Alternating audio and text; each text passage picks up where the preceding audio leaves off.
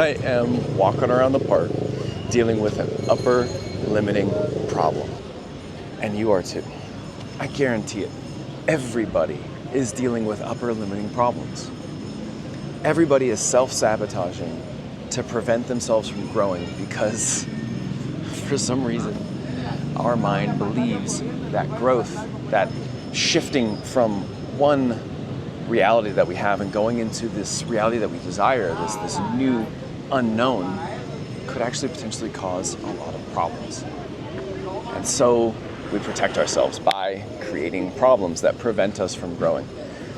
But today I want to help you to understand how you can start to recognize these upper limiting problems and how you can start to shift your perspective and your mindset so that you can free yourself from the challenges that you've created for your own self.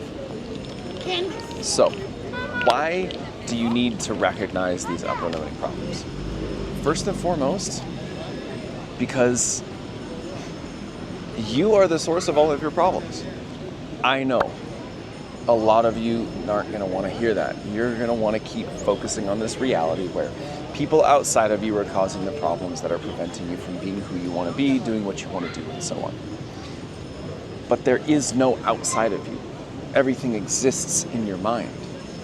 Your mind, you are a piece of God, an experience. You are experiencing life. You're experiencing God through your own eyes so that you can witness this magical creation that we live in. This is an artificial simulation or just a video game that you're in so that you can come here and learn and grow. And these upper limiting problems give you an opportunity to do just that.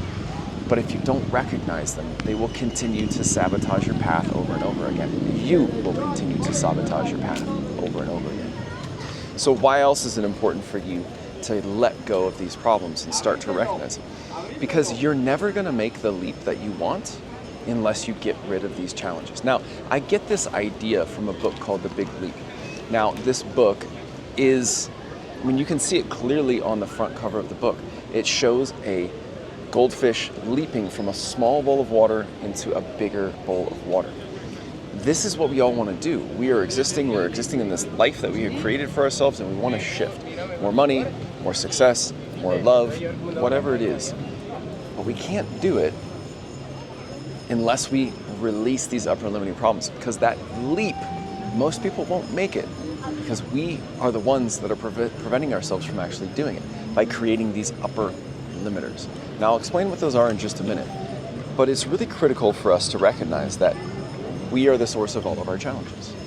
Now, the best part about recognizing that is when you take responsibility for everything that's happening, even if it seems like it's somebody that's walking by and stealing your money or whatever it might be, recognize that you are actually the source of all those problems. Your beliefs, your traumas, your behavioral patterns, then you can take responsibility and you can change them.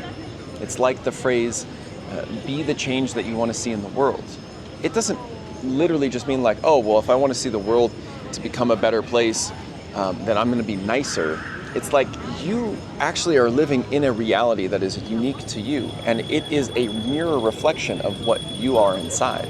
And so if you choose to change who you are and what you are inside, your outer reality will change around you. Now, I'll share more information about how this all works in another video. It's too much to get into right now.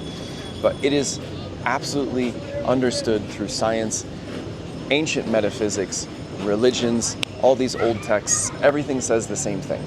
As within, so without. Great Hermetic principle that teaches us that everything around us is actually a reflection of us inside. So, let's talk about what an upper limiting problem is. An upper limiting problem, or a ULP, is essentially a behavioral tendency, something that we do on a regular basis that keeps us stuck in the same energy, that keeps us from making that big leap, from making that big transformation.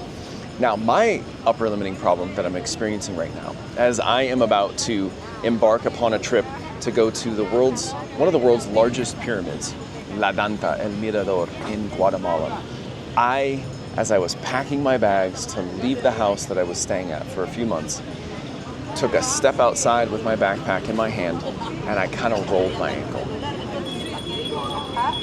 What the I rolled my ankle just a matter of like 3 or 4 days before I'm going to be going on a 20-kilometer a day hike to visit one of the most beautiful and remote pyramids that exists.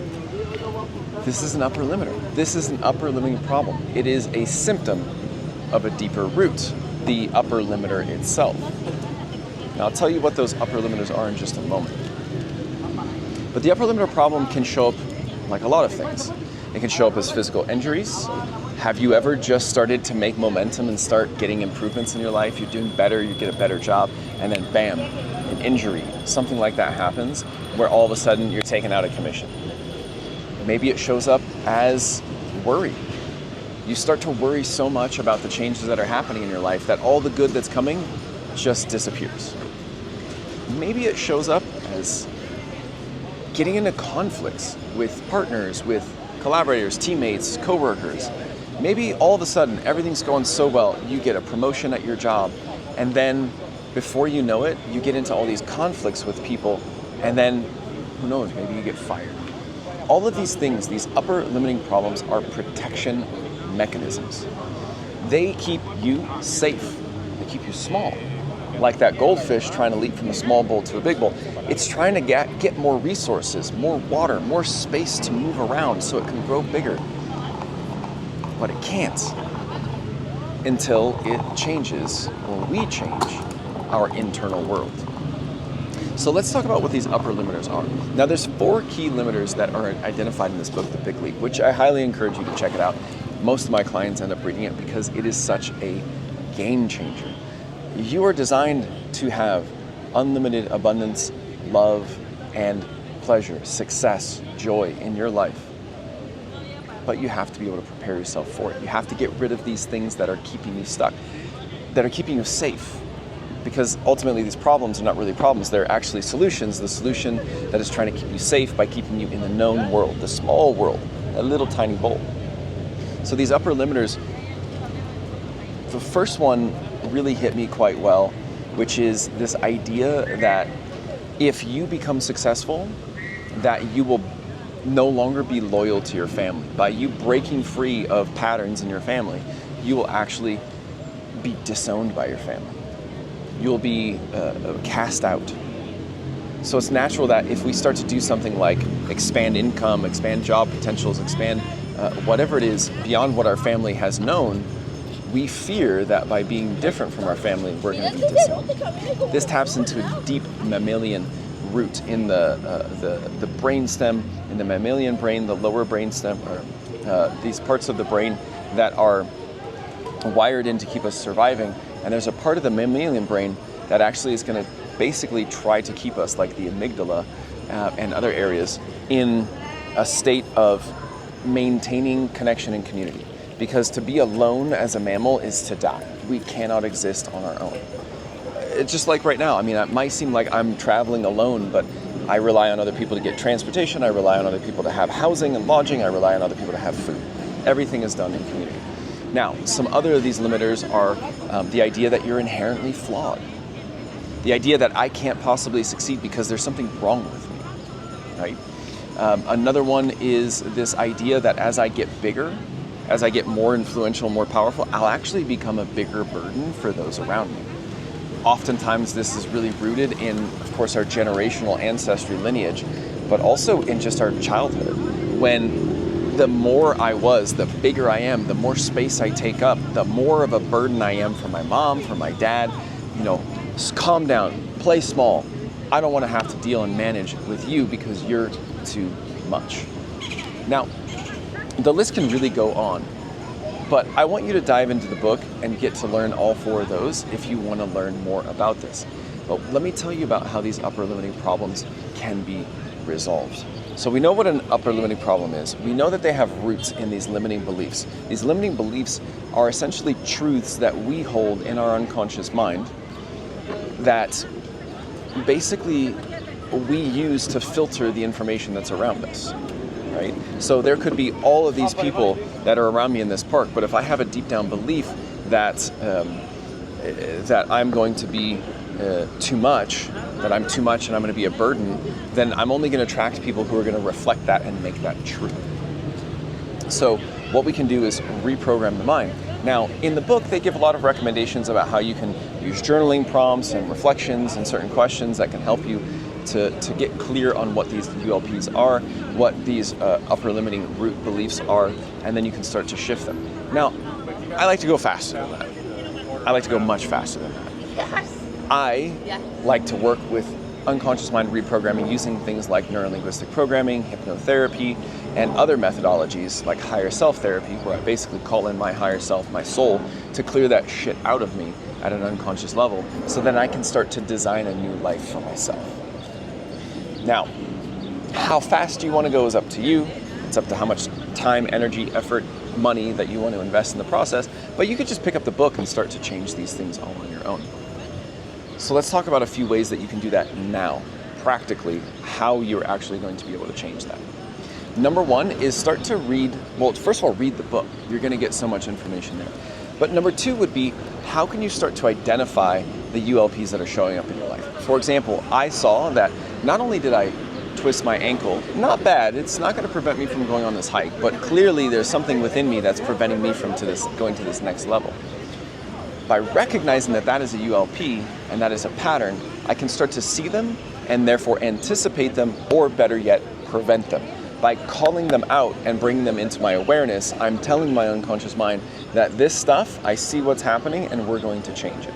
So getting first awareness of it is going to be massive. So the third thing that you can do is then start to create lists of all of these ULPs and categorize them into types. The funny thing is that 3 days before I rolled my ankle, I was hustling and running up to get to a client call I was a little bit late for. I was the one who was late for it. I was causing myself to be late. But I took a false step. I kicked my toe against the step. I tripped. I banged my knee against the ground. I dropped the smoothie that I had just spent all this time making. And I felt tremendous frustration. I showed up a little bit late to my call. My knee hurt. I'm bleeding. My toe hurt. And I'm thinking, I don't know if I'm going to be able to make this trip. But it makes sense, right? Because if I actually start doing and living the life that I have been dreaming of, traveling all around the world, going to some of the most energetically potent places, helping people to connect with that magic, teaching, guiding, and helping others to transform, if I actually live that, that's a whole unknown life. That's not like the little fishbowl that I've been. That's the bigger fishbowl, and that's scary. So naturally, I would have two situations beforehand where I would start to limit myself, right? So now that I have awareness on it, then I can start to see it as these things happen. Now, no tocas, por favor. No, gracias. Sweet little girls. Este es un micrófono.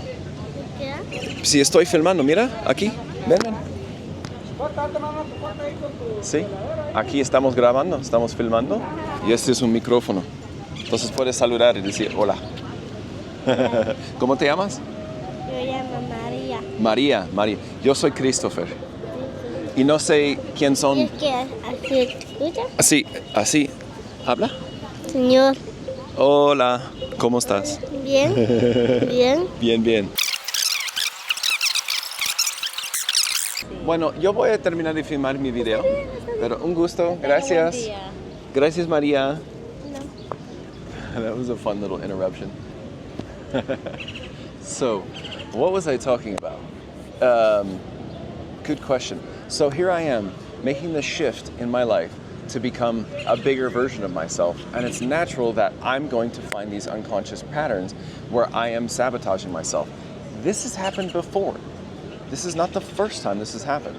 The first time that this happened of significance that I can remember, though I'm sure there are more if I have to give myself an opportunity to dive in, which I encourage you to do. The first time that this really was big in my life was when I quit drinking alcohol. Within a matter of a month or two, I was barefoot running, I was shifting my energy, I was exercising more, and within a month or two, I was barefoot running through the park. Something happened, I must have stepped on a rock, I don't know, and then bam, foot injury that took me down. I could barely walk. I could barely sell wine, which is what I was doing at the time. And then I was trying to shift out of my old lifestyle, working in restaurants and being stuck in these addictive environments. And then I started to move, building my own business, quitting drinking, and then eventually moving away from the United States the first time I ever came to Guatemala, where I am right now. but I injured myself. That injury still is an issue to this day, but I have made significant improvements because I'm getting to the root of the issue. Now I'm seeing that I have this pattern of self-sabotage. Every time I start to step into a higher octave of myself, it seems like my body gets in the way. So the root of that, the actual upper limiting belief, that remains to be identified. But once I get to that, release it from my unconscious mind, then I can make the transformations in my life that I desire. So here's what you can do. Number one, go buy the book. Number two, get in there and read out and find out what those upper limiting beliefs are and see which ones resonate with you the most. Of the 4 that he lays out, 2 or 3 were pretty big for me. One of them wasn't really an issue for me. It doesn't matter. You're not better or worse for having more or less of them. Go in there and use some of those journaling prompts and then just ask yourself, what are the times in my life that I have gotten in my own way? How do I get in my own way? Is it different types of injuries? Is it worry and anxiety? Is it sabotaging relationships just when things start to seem like they're getting good? With these reflections, you can start to nail down what your upper limiters are, and once you identify them, then you can start to shift them because you can recognize in the moment, oh, I'm getting closer to where I want to go, to who I want to be. Now I'm sabotaging myself. Now, I have plenty more techniques and tools to help you with this process, and if you want to go faster, if you want to release these limitations, there's a couple ways you can do that. Number one is by working one-on-one with me. We can do that process online, or you can also do that in person with me. I'm going to be launching a series of one-on-one transformational retreats, personal retreats that are customized, bespoke, to support you in releasing the patterns that have been holding you back. Now, the funny thing is that even the most high performers still experience upper limiters. So when we want to go from high performing to ultra high performance, there's still going to be a limitation. By getting into the unconscious mind, reprogramming and releasing those, we can craft a whole new way of being. Information about all that is going to be down in the box below. I'm looking forward to sharing more about this with you. And if you have any questions about upper limiters, or if you've identified a pattern, comment below and let me know what it is that has been your classic method for getting in your own way. Once again, my name is Christopher Armstrong, mindset transformation coach, helping you to break free from addictions, self-sabotage, so you can live your true soul's blueprint, the design that you came here to embody. It is time for us to awaken to a higher level of consciousness, to embody a more beautiful level of humanity here on planet Earth, and I'm looking forward to helping you in that process.